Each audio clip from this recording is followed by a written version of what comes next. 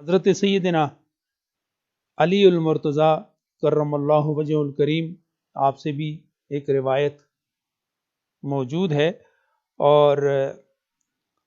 یہ روایت ابن ماجہ سے حاصتہ میں موجود ہے۔ آپ فرماتے ہیں حضور علیہ السلام نے ارشاد فرمایا اذا کانت لیلۃ النصف من شعبان فقوموا لیلہا وصوموا نہارہا۔ پھر آگے چل کے فرماتے ہیں کہ اللہ تعالیٰ ارشاد فرماتا ہے الا من مستغفر لی فاغفر له الا مسترزق فارزقہ الا مبتلا فاعافیہ الا کذا حتی یطلع الفجر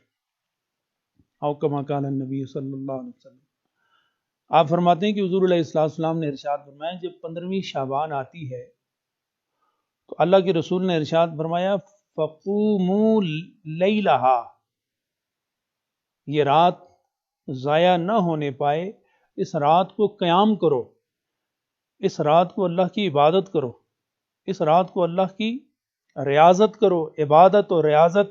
دعا کرو، اوراد و وظائف اور تسبیحات پڑھو۔ وصوموا نہارہا،